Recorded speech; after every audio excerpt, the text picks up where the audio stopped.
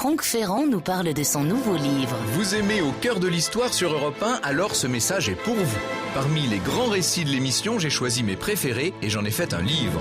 Des pharaons aux cosmonautes, voici 30 aventures inoubliables des personnages hors du commun. Avec en cadeau, un CD de 4 histoires inédites. Au cœur de l'histoire, aux éditions Flammarion.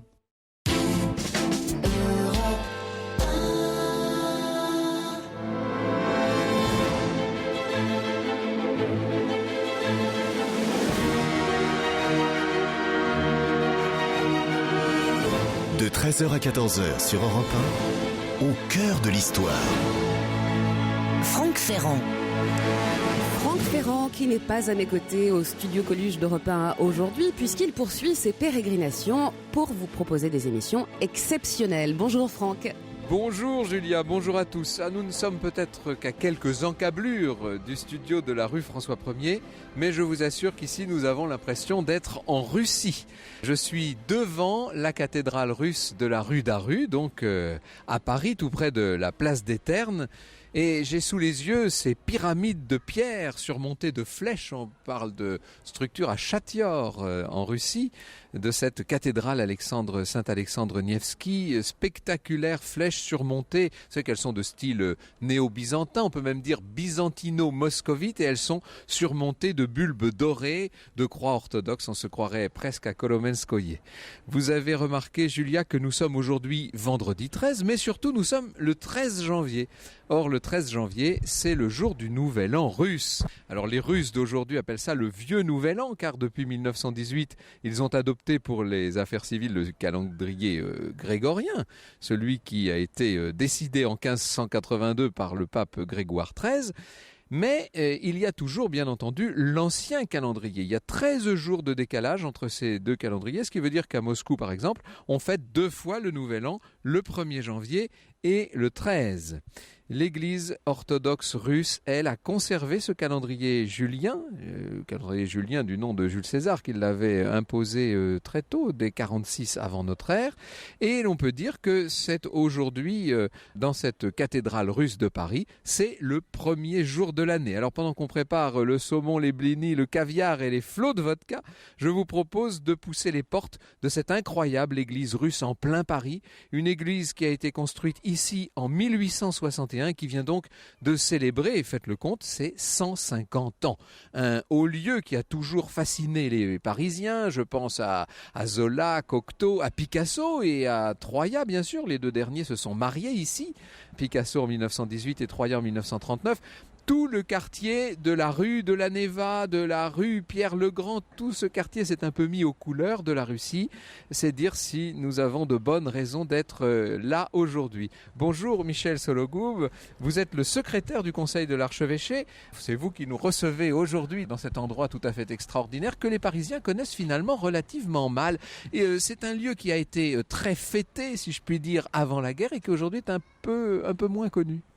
Oui, bonjour et bienvenue. Nous sommes très heureux de vous accueillir ici à la cathédrale. C'est vrai que la cathédrale a été un lieu de rencontre de tous les Russes qui sont arrivés ici après la Révolution, à partir des années 20.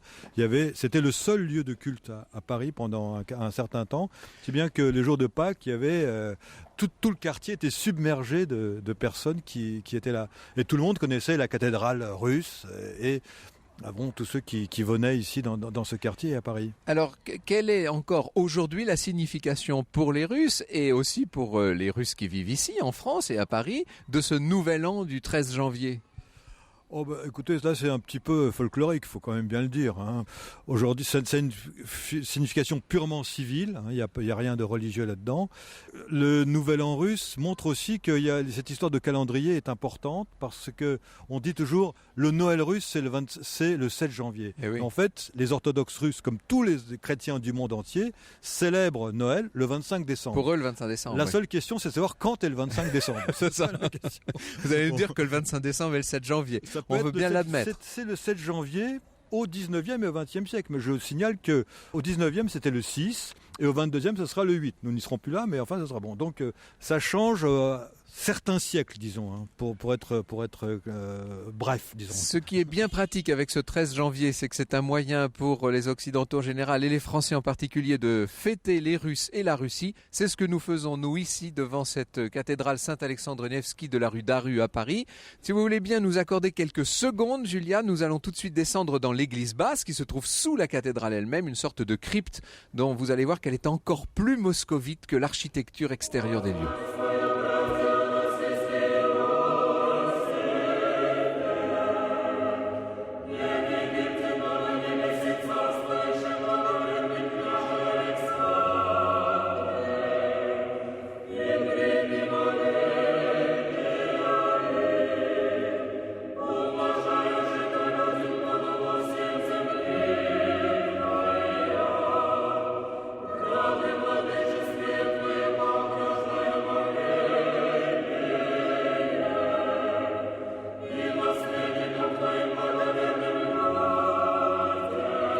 Un extrait sur Europe 1 du Tropère à Saint-Alexandre Nevski. C'est un chant traditionnel interprété par le chœur de la cathédrale Saint-Alexandre Nevski. Justement, c'est là où se trouve Franck Ferrand aujourd'hui et il nous fait la visite de cet endroit exceptionnel. Oui, alors là, changement d'ambiance. Vous savez, Julia, j'étais à Moscou il y a 1 an jour pour jour et j'ai l'impression d'y être de retour. Nous entrons en ce moment même dans cette église basse de la cathédrale Saint-Alexandre Nevski. Imaginez une salle surbaissée avec de grandes voûtes qui sont avec de très larges arêtes à la russe et toutes les voûtes, toutes les arêtes, les murs, tout est couvert de peinture russe. Bonjour Catherine de Vaucorbeil. Bonjour. Merci de nous faire découvrir ces lieux extraordinaires. On peut dire que cet endroit-là est peut-être le plus russe de tout l'ensemble de la cathédrale ? Certainement, et en fait, c'est une grande chance. Il a eu besoin d'être restauré dans les années 50 parce que l'humidité avait fait son travail. Et en fait, dans les années 50, quand on choisit de le restaurer, on s'adresse à un couple de peintres d'icônes qui s'appellent les Benoît, le mari et la femme, et ils vont avoir l'idée géniale de restaurer l'endroit dans l'esprit russe du XVIe, XVIIe siècle. C'est-à-dire qu'à cette époque-là, en Russie, on ne laisse pas 1 cm² sans peinture. Alors même en bas, partout. Quand on se promène à Moscou dans les environs, même les maisons civiles anciennes ont cet aspect. Hein, voilà, exactement. Il n'y a même pas tellement de différence entre l'architecture civile et l'architecture religieuse, sauf peut-être les motifs iconographiques, bien sûr. Dans une maison, on ne représenterait pas comme ça des médaillons avec des icônes. Et ici, il y a en plus un programme iconographique qui est suivi de bout en bout dans la décoration de la crypte. Alors nous sommes devant Vladimir et devant la conversion de la Russie au christianisme. Voilà, c'est une conversion alors qui semble un peu tardive. C'est une grande fresque, je précise. C'est une grande fresque qui représente la première capitale de la Russie. Donc vous savez peut-être que c'est Kiev, donc qui appartient aujourd'hui à l'Ukraine. Oui. Voilà, mais à l'époque c'est le cœur, le berceau de la nation russe. Qui nous a donné une reine de France, du reste, voilà, Anne de Kiev. Anne de Kiev, voilà, une reine de France qui était arrivée en 1051. Alors vous savez que les Russes aiment beaucoup faire cocorico enfin il faut pas vraiment cocorico les Russes, mais à ce propos, tout simplement parce qu'elle savait écrire et que visiblement son mari, elle était bien la seule, voilà, oui. Henri Ier faisait une croix sur les actes et elle signait déjà avec son nom. Alors en fait, la principauté de Kiev, Vladimir était un prince païen, et en 985, on avait vu le dernier sacrifice humain qui a eu lieu en Russie. Vous voyez, c'est très tardif, mais il s'était rendu compte, il était un fin politique, que s'il voulait rentrer dans le cœur des nations européennes, il fallait se convertir à une religion peut-être plus d'avenir. Alors il avait procédé à une véritable enquête. Et il a envoyé des émissaires se renseigner des différentes religions. Alors on lui a dit, par exemple, si vous voulez devenir musulman, vous pourrez garder toutes vos femmes. Voilà, ça l'arrangeait bien. Ça l'arrangeait bien, parce que dans la chronique occidentale, il est connu comme fornicator maximus. Je pense qu'il est inutile que je vous le traduise, ça. Mais en revanche, par contre, il fallait qu'il arrête de boire de l'alcool. Et ça, pour les Russes, c'était un gros problème. C'est un gros problème. Et la chronique de Nestor, et c'est sérieux, c'est le plus ancien texte écrit russe, dit, Vladimir dit ça, c'est pas possible, car boire, c'est la joie du peuple russe. J'ai envie de rajouter déjà. Finalement, alors nous passons sur les différentes enquêtes auprès des différentes religions, mais finalement, il va choisir la religion chrétienne parce qu'à Sainte-Sophie, ses émissaires ont assisté à un sublime office. Voilà. À Sainte-Sophie, vous savez, c'était célèbre à l'époque. À Constantinople. Voilà, à Constantinople, pour les chœurs qui se répondaient. En fait, c'était une église qui était couverte de mosaïques et avec la lumière des cierges, etc., ça donnait une impression d'or. Et l'émissaire qui revient de Constantinople dit à Vladimir, c'est comme si le ciel était descendu sur la terre. Alors, certains purs esprits ont pu dire, ah, mais c'est une conversion esthétique, politique, et c'est peut-être pas une conversion qui vient du plus profond de lui-même. Mais très rapidement, il a complètement changé sa façon d'être. Et c'est un peu ce qui s'est passé un peu avec Constantin, on peut dire, à l'époque où l'Empire romain d'Occident choisit le christianisme, et il devient vraiment un prince chrétien à part entière. Et il va renvoyer toutes ses femmes, toutes ses concubines, et il va être le fidèle époux d'une princesse porphyrogénète, c'est-à-dire une princesse née dans la chambre de pourpre. Et il va avoir des enfants avec elle qui seront ses héritiers. Alors peu à peu, la Russie va se couvrir évidemment d'églises et de monastères chrétiens avec ces fameuses coupoles extraordinaires. D'où viennent ces bulbes? Alors les bulbes, en fait, c'est quelque chose de pratico-pratique au départ. C'est-à-dire que les Russes, ils n'avaient pas d'art qui leur appartenait en propre quand ils ont reçu la religion chrétienne. Et ils ont reçu les formules architecturales de Constantinople, c'est-à-dire des coupoles hémisphériques. Mais il n'y a pas besoin d'être grand clair pour voir qu'au bout de 1 ou 2 hivers russes, avec le poids de la neige, une coupole hémisphérique, elle a tendance un peu à s'affaisser. Donc les églises vont changer et on va faire des coupoles casques d'abord, c'est-à-dire on va rehausser un peu les coupoles hémisphériques et puis après on va arriver à la formule extraordinaire du bulbe. Le bulbe, pourquoi il va séduire les Russes? Parce qu'il y a une forte symbolique. Si vous regardez, ça ressemble à la flamme d'un cierge. Et on a l'impression quand on voit un bulbe sur une église qu'on a un cierge qui n'arrête pas, comme ça une flamme d'un cierge qui n'arrête pas de monter vers le ciel. Et c'est comme ça que les Russes vont s'attacher au bulbe. Merci beaucoup de nous donner ces précisions, Catherine de Vaucorbeil. Nous vous retrouvons dans un instant dans cette église basse de la cathédrale Saint-Alexandre Nevski, dans la rue d'Aru, à Paris. C'est une émission spéciale pour le Nouvel An russe, le vieux Nouvel An. L'histoire sur Europe 1, c'est avec Franck Ferrand. Et nous prenons la direction de la cathédrale russe à Paris, où Franck Ferrand nous attend pour nous faire la visite. Nous nous retrouvons donc dans cette église basse de la cathédrale Saint-Alexandre Nevski, totalement couverte, dont les voûtes, dont les murs sont couverts de très belles fresques, dans un esprit russe, même si c'est peut-être pas tout à fait de la peinture russe, Catherine de Vaucorbeil. Voilà, oui, parce qu'on est au XXe siècle, donc il y a une certaine stylisation qui est arrivée. On la voit par exemple avec un séraphin magnifique, très stylisé. Mais là, vraiment, on a l'impression d'y être. Quand on connaît Sainte-Sophie de Novgorod, qui est aujourd'hui la plus ancienne église russe, puisque l'Ukraine n'appartient plus à la Russie, c'est une église de 1051 qui n'a pas bougé d'un iota. Et même si vous connaissez alors, un on se peu retourne Moscou, et c'est sur la voûte en face. On voit le Kremlin de Moscou. Vous savez que le Kremlin de Moscou, il est reconnaissable partout parce qu'il est en briques et que les murailles sont surmontées de queues d'aronde. Tout simplement parce qu'à l'époque, après les queues d'aronde, c'est-à-dire que les créneaux, en quelque sorte, ont une forme bien spécifique, oui, une sorte de forme en M, on peut dire. Tous ceux qui sont allés visiter le Kremlin à Moscou, qui connaissent tout simplement la place rouge, sauront de quoi nous parlons.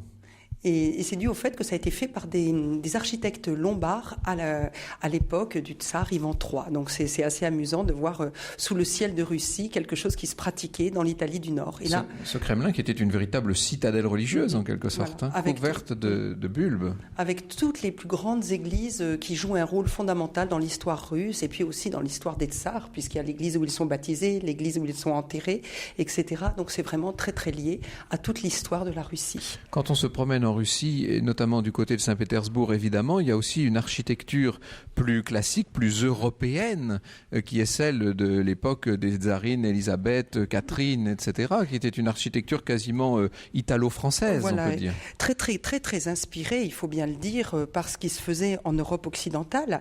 D'ailleurs, ça ne va pas tarder, et ça on va le comprendre là-haut quand on visitera là-haut, à générer une sorte de réaction. Mais quand la Russie décide de sortir vraiment avec Pierre le Grand, de se moderniser, je pense que vous connaissez tous cette époque-là, eh bien on va prendre comme modèle des modèles occidentaux et on termine justement dans l'église, les fresques avec les églises de Saint-Pétersbourg qui sont fortement influencées par le Panthéon, par le Saint-Pierre de Rome, enfin par les grands modèles de l'architecture occidentale. Alors vous nous disiez que toute cette crypte avait été décorée par des Benoît.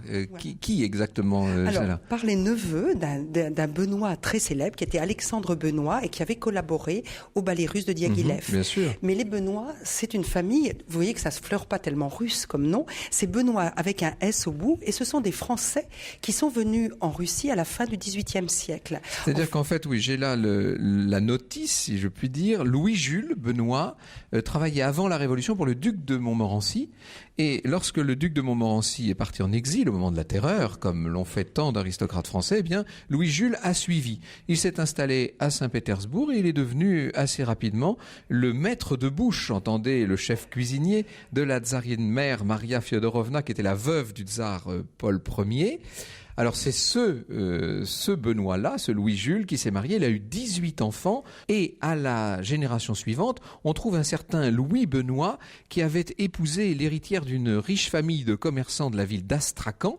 Ce Louis Benoît, il avait lui-même un frère, Alexandre Benoît, c'est celui dont vous nous parlez, qui a été effectivement l'un des grands peintres des ballets russes, bien entendu. Ce que j'aimerais préciser, c'est qu'après la Révolution, au départ, il a, bien que monarchiste et conservateur, il a à peu près accepté la Révolution.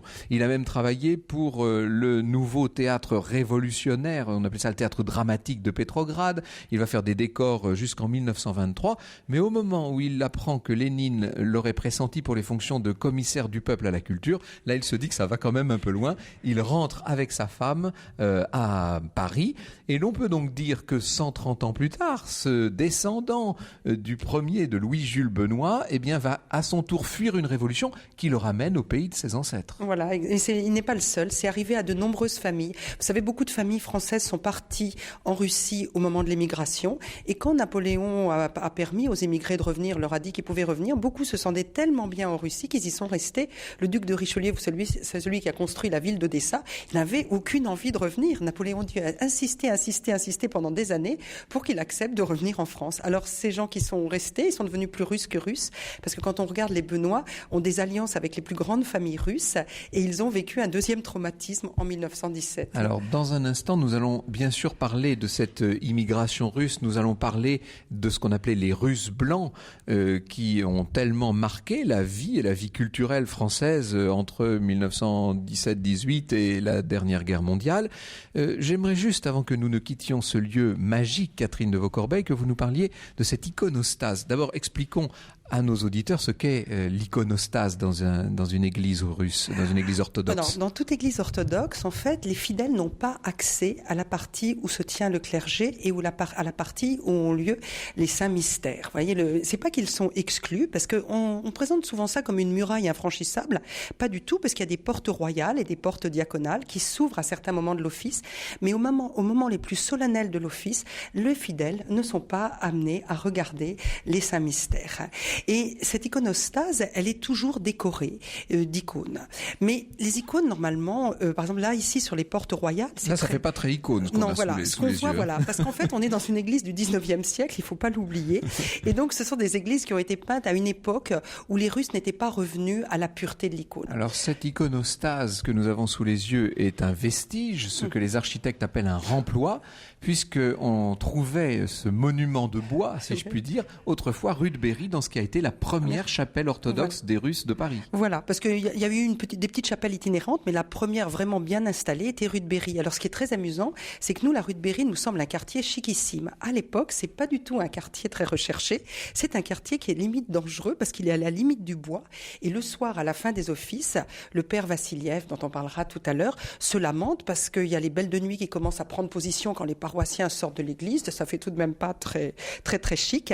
Et cette chapelle est surtout trop petite. Et là, on s'en rend parfaitement compte quand on voit la taille de l'iconostase. La chapelle était trop petite pour contenir une communauté russe au 19e siècle qui était très, très importante à Paris. D'où la construction de cet immense monument que nous visitons en votre compagnie cet après-midi.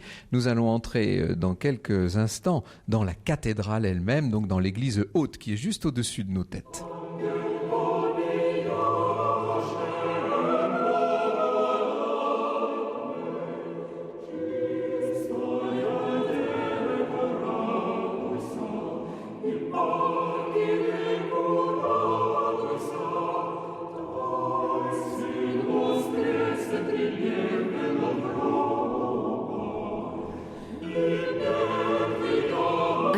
Sur Europe 1 de l'Ange clama à la pleine de grâce, interprété toujours par le chœur de la cathédrale Saint-Alexandre Nevski, puisqu'avec Franck aujourd'hui sur Europe 1, nous sommes tous à l'heure russe. Vous savez, Julien, il n'est pas nécessaire de voyager beaucoup pour se dépayser, puisque nous sommes à quelques centaines de mètres de la rue François 1er seulement, dans la rue Daru, à Paris, tout près de la place des Ternes, juste au coin de la salle Pleyel, pour ceux qui connaissent bien Paris.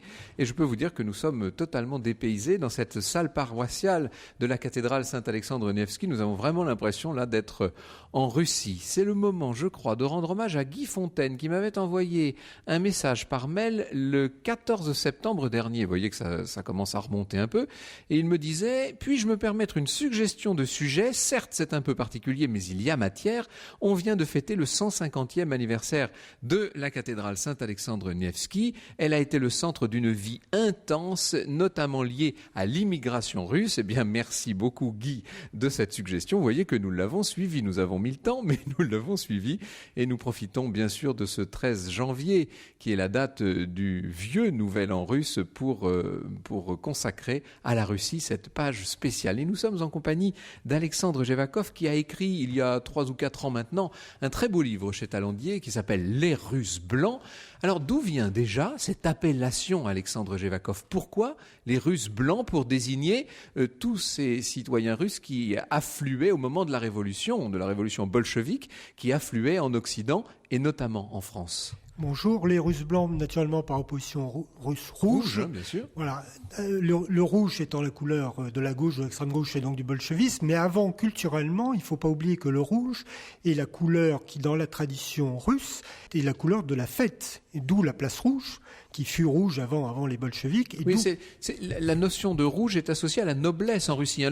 Le coin rouge dans une maison, elle est associée surtout à la religion, à l'espérance, à la Renaissance, d'où l'œuf rouge de Pâques. On dit Krasnaya. Ouais. Voilà. Et les blancs par opposition, en fait, le blanc parce qu'ils ont très vite choisi le ruban blanc de Saint-Georges, qui était la décoration militaire la plus importante, d'où l'appellation des Russes blancs. Mais pour revenir à votre question, dans l'immigration, il y a beaucoup de Russes qui se sont retrouvés sous l'appellation blanche, qui n'étaient pas pour autant monarchistes. Alors, comme c'est une histoire à laquelle nos auditeurs ne sont pas tous très habitués, je pense qu'il serait bien de préciser qu'ici, dans cette cathédrale, il y a 2 histoires en quelque sorte. Il y a une première période avant la Révolution russe et puis une deuxième après.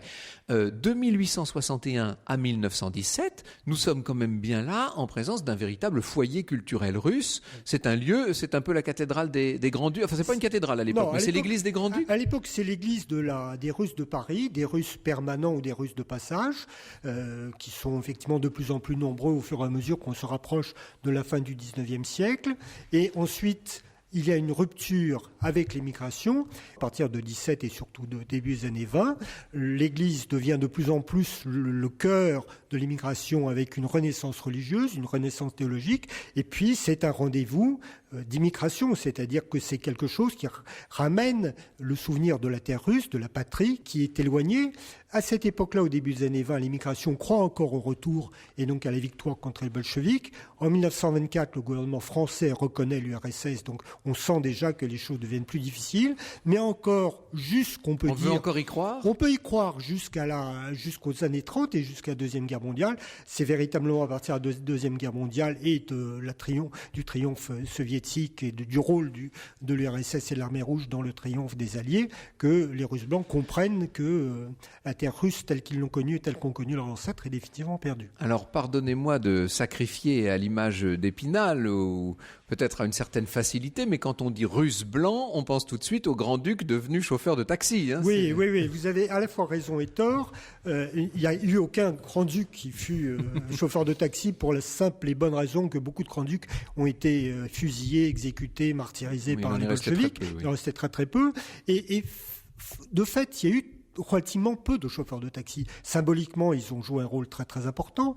Dans la communauté russe, ils ont joué également un rôle important, mais ce ne sont que quelques centaines. Il y a eu beaucoup plus de Russes qui ont travaillé aux usines de Renault, de Citroën, dans des usines métallurgiques en Normandie, dans l'est de la France. Alors, toute cette population russe qui travaillait dans les usines automobiles s'était installée, c'est ce que vous me disiez avant qu'elle commence l'émission, dans le 15e arrondissement de Paris notamment. Par proximité, les usines étaient à Billancourt ou à ou à Boulogne, puisqu'à l'époque les deux communes étaient séparées, ou dans le 15e pour Citroën, d'où cette localisation dans le 15e de beaucoup de Russes, de beaucoup de magasins russes, de beaucoup de restaurants et d'églises russes, puisque là, en dehors de la rue d'Arru, au fur et à mesure que l'immigration prend de l'importance, eh bien, on crée des paroisses dans le 15e, on crée des paroisses Saint-Serge dans le 19e, et on crée des paroisses en dehors de Paris, et puis naturellement en province. Alors, ce qui est assez paradoxal, c'est que cette catastrophe pour toute l'élite russe qu'a pu être la révolution bolchevique s'est traduite en même temps par une sorte d'efflorescence de la culture russe en Occident, oui. Parce que je pense à Paris notamment, mais d'une façon plus générale à la France, dans les années 20 et surtout dans les années 30, il y a une sorte d'imprégnation russe. On se met à manger à la russe, à parler, enfin, il y a une vraie... La culture de toute cette immigration blanche, en quelque sorte, va imprégner notamment nos élites. Oui, vous avez raison. Il y a eu déjà un premier temps fort avant la guerre avec l'alliance franco-russe et puis avec les ballets de Diaghilev. Mais effectivement, après la catastrophe de la Révolution, il y a effectivement une mode. C'est le cas de le dire, dans la mode féminine, puisqu'on trouve énormément d'influences russes, dont l'une des propagatrices est Mademoiselle Chanel, bien entendu, mais aussi, on peut également citer le prince Yusupov qui avec son épouse Irène, qui était donc une des nièces de Nicolas II, crée une maison russe, et il y a beaucoup de modes... Qui sont les rois du tout Paris. Qui sont les rois du tout Paris, et beaucoup d'aristocrates russes, de jeunes femmes ou de jeunes filles russes, dont le port altier était très apprécié et l'élégance également, ont effectivement œuvré dans ces maisons, même si certaines maisons étaient supposées être de mauvaise vie pour ces jeunes filles de l'aristocratie qui avaient été élevées pour faire autre chose dans la vie que pour être mannequin. Alors Alexandre Jevakov, votre livre « Les Russes blancs » est disponible chez Talendier. Vous allez nous accompagner maintenant dans la cathédrale elle-même. Je tiens à préciser à nos auditeurs que tout ça est filmé aujourd'hui. Et que donc, aussitôt après l'émission, il sera possible, en se rendant simplement sur le site internet d'Europe 1, www.europe1.fr, de voir les images de ce que nous voyons nous-mêmes et de ce dont nous bénéficions ici, sur place, rue d'Arru. Franck Ferrand sur Europe 1. Franck qui se trouve au cœur de la cathédrale russe à Paris, un décor digne du 7e art. Oui, Julia, s'il y a, comme moi, des amoureux du cinéma d'Eisenstein qui nous écoutent aujourd'hui, ils seront d'emblée dans l'atmosphère. Imaginez de très belles lumières, imaginez des vapeurs, enfin des fumées d'encens. Nous sommes dans l'intérieur même de cette cathédrale Saint-Alexandre Nevski de la rue d'Arru à Paris. Nous avons l'impression de nous être tout simplement transportés en Russie. Il y a une chose qu'il faut que vous nous expliquiez, Alexandre Jevakov. C'est toujours un peu compliqué. On parle bien sûr, à partir de la Révolution, d'une église russe hors frontières. Or, me disiez-vous, cette cathédrale dans laquelle nous nous trouvons n'a jamais dépendu de cette église russe hors frontières. Non, effectivement, l'Église orthodoxe, en 1917, rétablit le patriarcat de Moscou qu'avait supprimé Pierre le Grand, qui avait fait de l'Église une institution en quelque sorte administrative. Avec presque civile, oui, c'est ça. Voilà, avec un ministère et un ministre qui s'appelait le procureur du Saint-Synode. Puis finalement, Pierre le Grand avait tout mis en coupe réglée, même l'Église. Il avait en quelque sorte mis en place une espèce de verticale du pouvoir, pour utiliser un terme contemporain. Et donc, le patriarcat de Moscou se rétablit en quelque sorte au printemps 17, entre la révolution de février 17 et le coup d'État bolchevique d'octobre. Et naturellement, éclate à ce moment-là la guerre civile. Et donc, les Blancs, les Russes blancs dont on parlait tout à l'heure, se rendent compte qu'il y a un problème, à la fois pour leur pratique et puis pour le patriarcat. Et donc, au fur et à mesure qu'ils quittent la Russie, se pose encore plus crûment le problème, d'où l'apparition de cette église hors les frontières, qui considère que temporairement elle ne peut pas être rattachée à Moscou. C'est une église qui prend assez rapidement une tournure assez politisée, un peu extrémiste même, disons-le. Effectivement, ultra-monarchiste. Elle n'est pas très progressiste, pour utiliser un autre terme. Voilà. Et donc elle canonise très vite la famille impériale martyrisée à Ekaterinbourg, et puis elle prend des positions politiques. Voilà. Et ensuite, pour revenir à Paris et à l'église Saint-Alexandre Nevski, Monseigneur Eloge, qui donc est le responsable de la paroisse, qui a été député monarchiste, qui a pris une évolution par rapport à cette période-là, essaye de régler le problème, c'est-à-dire qu'il essaye de négocier un peu avec Moscou. Il se rend compte au fur et à mesure que les années passent et que le pouvoir soviétique devient de plus en plus anti-religieux athée, que c'est difficile.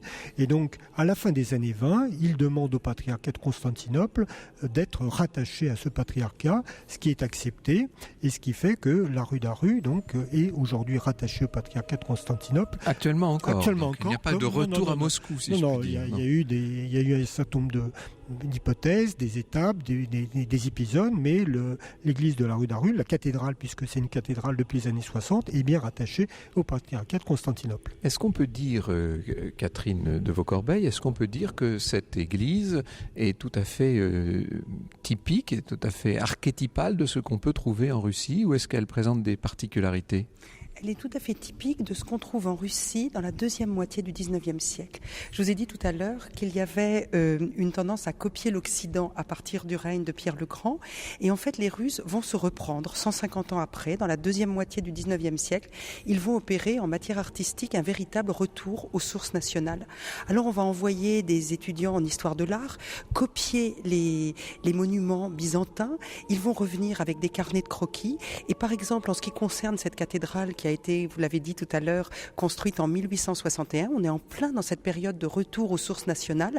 Eh bien, ils vont faire une sorte de copier-coller de ce qu'ils ont vu à Sainte-Sophie de Constantinople. C'est une architecture en croix grecque. Voilà, parce que c'est vraiment repris, c'est vraiment, quand on dit cette église est byzantino-moscovite, ça fait rire ce terme un peu barbare. En fait, elle est moscovite à l'extérieur et byzantine à l'intérieur. Et là, on comprend mieux. Et vous voyez, c'est un plan grec à croix centrée. C'est-à-dire que vous n'avez pas une grande nef comme dans les églises catholiques d'Occident, mais plutôt un plan plus ramassé avec les bras de la croix que vous voyez très très bien dans le transept et qui sont à peu près de la même taille que le reste, que les deux autres bras. Les teintes dominantes sont porphyre, vert sombre et puis bien sûr des reflets d'or que font chanter d'énormes suspensions en fait, dorées elles-mêmes. Ouais. Et c'est toujours cette appétence des Russes pour tout ce qui est la couleur pourpre. Vous avez même, comme elle a été restaurée récemment, on s'en rend bien compte, les couleurs de l'arc-en-ciel que vous voyez là-bas. Vous voyez, vous avez vraiment comme des arcs-en-ciel de couleurs qui sont là, et on les voit très très bien depuis que l'église a été restaurée. Donc tout ça, c'est pour vraiment évoquer la mère, si vous voulez, qui est Byzance. La mère de l'église russe, c'est Byzance. Une magie, une solennité propre à toutes ces églises orthodoxes russes, évidemment.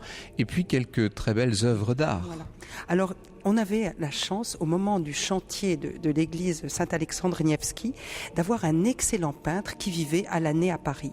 Alors, il s'appelait Alexandre Bogolyubov. Ce qui est assez amusant, son nom est prédestiné, parce que Bogolyubov, ça veut dire celui qui aime Dieu. Alors, on n'est pas plus prédestiné à travailler au chantier d'une église. Et Bogolyubov, vous vous en rendez peut-être compte, c'est un peintre de marine. Ce n'est pas du tout un peintre d'icône. C'est l'élève du plus grand peintre de marine russe qui s'appelle Ivan Aivazovsky, C'est un peintre très doué. Il vient en France. Il aime tellement le climat à Paris qu'il prétexte qu'il est un peu faible des bronches pour ne jamais retourner en Russie. Et il va travailler dans l'atelier d'Isabée. Donc vous voyez, ça vous montre tout de même son niveau. Et ce qui est amusant, c'est qu'on voit que c'est un peintre de marine parce qu'il a choisi un format très surprenant, qui est un format très très large. Vous savez, les peintres de marine, ils faisaient de la peinture grand angle, puisqu'on n'avait pas la photographie à l'époque. Et donc il va choisir, en plus de représenter, alors c'est pas très joli ce que je vais dire, des sujets aquatique de la prédication du Christ. Donc vous avez le Christ qui marche sur les flots ou le Christ qui apaise la tempête. Vous le lisez un peu comme vous voulez. Il a mis les deux épisodes, voilà, un peu ensemble. Et puis là-bas, le Christ qui va chercher ses apôtres au bord du lac de Tibériade. Mais vous voyez qu'à dessein, il a choisi de représenter l'élément aquatique. Ce sont de grandes toiles qui épousent l'abside, ce qui les rend concaves. Et ça, elles font partie évidemment intégrante de ce décor où figurent beaucoup d'icônes. Ah, quand je dis beaucoup, moins que ce qu'on peut voir dans certaines églises en Russie tout de même. Oui, tout à fait. Mais les icônes ici elles ont toute une histoire. Toutes les icônes, je pense qu'on en parlera tout à l'heure, ont toute une histoire. Et puis il y a des icônes qui sont arrivées un peu par hasard, et ce sont des histoires absolument merveilleuses, comme l'icône qu'on va voir, qui est une icône qui vient du Kremlin. Cette icône, elle avait été visiblement, il faut le dire, volée. Nous sommes en train de traverser la cathédrale. Elle a été volée par un soldat de Napoléon pendant l'occupation de Moscou en 1812. Et en fait, on en avait perdu la trace. Elle était dans un des nombreux sanctuaires du Kremlin. Et c'est une icône extraordinaire qui représente la mère de Dieu Fyodorovskaya et qui était du XVIIIe siècle. Vous savez, comme les Russes, dans les icônes, ils aiment énormément quand il vénère particulièrement une icône, la recouvrir d'un revêtement métallique. Alors, celle-ci était toute recouverte de vermeil. Et elle est arrivée ici en 1940, au moment de l'Exode. C'est un personnage de la famille des banquiers Meunier qui s'est présenté à l'église au moment où tous les Parisiens quittaient Paris. Il est venu voir le marguillier, il lui a dit voilà, moi j'ai ça dans mes collections artistiques. Je pense qu'avec ce qui va nous arriver, elle risque d'être perdue. Je pense que sa place est ici. Et c'est comme ça que cette icône dont on avait perdu la trace depuis l'époque de Napoléon est revenue tout naturellement dans une église russe en 1940. Nous nous retrouvons dans un instant pour revivre les très riches heures de cette cathédrale Saint-Alexandre Nevski. Franck Ferrand sur Europe 1, au cœur de l'histoire. Au cœur précisément de la cathédrale russe à Paris pour quelques minutes encore, Franck. Je me rends compte, et c'est terrible, qu'il nous reste très peu de temps et encore énormément de choses à raconter et à voir. Nous sommes donc, pour ceux qui nous rejoindraient en cours de route, nous sommes à la cathédrale Saint-Alexandre Nevski, dans cette église russe de Paris. Nous avons l'impression d'être littéralement en Russie, dans ces lieux qui ont connu des moments extraordinaires. Alors, il y a eu on pense toujours, évidemment, au mariage de Picasso, par exemple. Catherine de Vaucorbeil. Alors, il y a eu le mariage de Picasso avec une danseuse des ballets russes. C'est en 1918, Oui, 1918, au mois de juillet, Olga Koklova. Et les témoins sont tout de même des gens extraordinaires. C'est Jean Cocteau, Max Jacob. Et Jean Cocteau note dans son journal le soir, on ne l'avait pas prévenu que pendant un mariage orthodoxe, on doit porter à bout de bras une couronne au-dessus de la tête de la mariée. Il a trouvé ça un peu difficile, mais il a dit, c'était tellement magnifique que j'ai eu l'impression de jouer Boris Godunov. Donc vous voyez Cocteau qui est tout de même, comme il a été heureux d'être témoin du mariage de Picasso et d'Olga. Tous les amoureux de la Russie connaissent évidemment l'œuvre d'Henri Troyat, qui s'est marié ici, lui aussi, juste avant la guerre. Il s'est marié en 1938, en fait, et ça a été son premier mariage, sa première épouse, parce qu'après, il s'est remarié dans les années 50, et pas ici. Mais c'est tout de même un moment assez extraordinaire. Et puis, au moment de la fin de sa vie, eh bien, il était académicien, il a été enterré ici, avec toute l'Académie française, dont Madame Carrère d'Ancos, sa secrétaire. Qui connaît bien la Russie aussi, n'est-ce pas? Voilà, c'était d'autant plus extraordinaire comme moment, l'enterrement d'Henri Troyat. Il y a justement là une magnifique icône. Voilà. Icône de l'Ascension. De l'Ascension, alors très 19e siècle comme icône. Vous voyez, c'est pas la pureté iconique des premiers temps de la peinture d'icône, mais qui représente la fête de l'Ascension. C'est là qu'on regretterait presque, si je puis dire, de faire de la radio, parce que c'est tellement beau tout ça, on aimerait pouvoir en faire profiter les auditeurs. C'est possible pour tous ceux qui veulent aller sur le site internet d'Europe 1. Vous aurez juste après cette émission un reportage en quelque sorte de l'émission elle-même, où vous aurez en images tout ce que nous voyons et tout ce que nous vous décrivons ici. Parlez-nous de la visite de Nicolas II en 1896. Alors là, c'est une visite extraordinaire. Vous savez, c'est vraiment le point d'orgue de l'amitié franco-russe. Les Parisiens sont fous de joie. Il faut dire que 3 ans auparavant, ils ont accueilli l'escadre de la Méditerranée. Les marins russes ont été accueillis, mais vraiment comme des personnages extraordinaires. Et là, on a une chance extraordinaire. Nicolas II et sa toute jeune épouse arrivent. Et les Parisiens sont fous de joie. Vous savez que le point d'orgue de cette visite, ça a été la pose de la première pierre du pont Alexandre III. Mais avant de poser la première pierre du pont Alexandre III, le tsar et la tsarine sont venus ici, rue d'Aruche, pour un office, un tédéum. Ils sont un peu encore ici, si je puis dire, puisqu'il y a là une sorte de monument à leur mémoire, un monument qui a été élevé alors grâce aux paroissiens. Alors là, on replonge dans ces années dont parlait Monsieur Jevakov tout à l'heure, les Russes blancs. Eh bien, c'est une croix mémoriale qui a été élevée exactement 20 ans après le martyre dans la maison Ipatiev de la famille impériale. Le 17 juillet 1938, les paroissiens inaugurent cette croix mémoriale. Et comme on est dans une église orthodoxe, vous voyez qu'on ne représente pas l'empereur, mais on représente son saint patron au centre, Saint Nicolas. Sur les bras de la croix, vous avez Sainte Alexandra, Saint Alexis, le saint patron du tsarevitch, et en dessous, les 4 grandes duchesses. Otma. Les 4... Olga, Tatiana, Maria voilà. et Anastasia. Il y a encore, Michel Sologoub, il y a encore des cérémonies mémorielles devant ce monument ou devant quelques autres? Bien sûr. Tous les ans, on célèbre, on marque en tout cas, notamment le décès du père du tsar, mais maintenant qui a été, comme vous le savez, canonisé. Donc c'est plutôt un tédéum plutôt qu'une cérémonie. Il y a encore des visites officielles, bien entendu. Il y a un certain nombre de vous recevez ici régulièrement des hôtes de marque. On reçoit notamment des prélats venant d'autres églises orthodoxes, de patriarches notamment, quand ils viennent, notamment le patriarche œcuménique. Et puis, bien sûr, toutes les prélats catholiques, les amis, les frères dans la foi en général, qui sont reçus ici, oui, bien sûr. Et puis il y a des icônes régimentaires aussi, il y en a un certain nombre. Alors, oui, ça c'est vraiment ce qui a beaucoup changé. L'Église n'a pas changé presque d'un iota depuis 150 ans, sauf justement quand on regarde de plus près ces icônes qui y ont été installées. Et ça c'est vraiment très, très touchant. C'est-à-dire que vous aviez des régiments qui ont quitté la mère patrie après la guerre civile. Certains régiments ont pu emporter leurs icônes, certains n'ont pas pu, et ils ont fait refaire pour certains leurs icônes en émigration. Ici, vous avez un régiment que tout le monde connaît au moins de nom, c'est le Preobrajenski, un régiment qui a été créé par Pierre le Grand. Donc on retrouve le saint patron de Pierre le Grand, Saint Pierre, et le saint patron du dernier colonel du régiment, enfin honoraire, Nicolas II, donc Saint Nicolas. Et vous voyez, ce sont des icônes quelquefois qui se présentent sous forme de triptyque, mais quelquefois aussi de façon plus originale. On a l'icône de la marine russe qui se présente sous forme d'une superbe maquette de bateau. Et chaque voile du bateau, c'est une icône, supporte une icône. Donc c'est assez original. Il aurait fallu que nous parlions de ce qu'est l'icône. Évidemment, dans toute la liturgie russe orthodoxe, l'icône joue un rôle très particulier. Ça peut être pour une autre fois, car je crains bien qu'il ne faille nous quitter. Vous avez compris que cette émission peut être prolongée grâce au site internet d'Europe 1 et grâce à un certain nombre de lectures. J'ai dans les mains l'ouvrage de Nicolas Ross, Saint-Alexandre Nevski, centre spirituel de l'émigration russe entre 1918 et 1939, c'est paru aux éditions des Sirtes. Et puis je vous redonne le titre de l'ouvrage d'Alexandre Jevakov, Les Russes blancs, c'est aux éditions Talandier, un moyen de se replonger dans toute une époque. J'allais dire dans une fantasmagorie, en tout cas dans un certain imaginaire. On a très envie en ce jour de Nouvel An russe de faire des agapes russes, évidemment. Pas de blini. Pas de blini, ah bon? Dites-moi pourquoi. Les blini, c'est plutôt la semaine du carnaval, c'est la semaine qui précède le carême. Donc non, vodka, chaque chose en son temps. Caviar, mais pas de blini. De la vodka et du caviar, ça nous conviendra. Merci beaucoup à tous de nous avoir si divinement reçus dans ces lieux magiques de la cathédrale Saint-Alexandre Nevski de la rue d'Aru à Paris.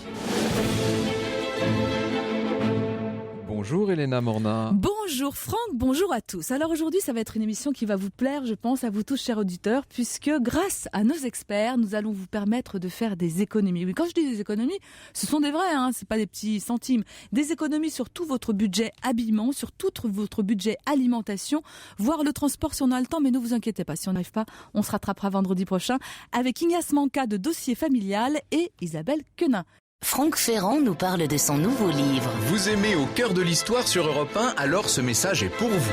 Parmi les grands récits de l'émission, j'ai choisi mes préférés et j'en ai fait un livre. Des pharaons aux cosmonautes, voici 30 aventures inoubliables des personnages hors du commun. Avec en cadeau, un CD de 4 histoires inédites. Au cœur de l'histoire, aux éditions Flammarion. Éditions Flammarion. Éditions Flammarion. Éditions Flammarion. Éditions Flammarion. Éditions Flammarion. Édition Flammarion. Édition Flammarion. Édition Flammarion.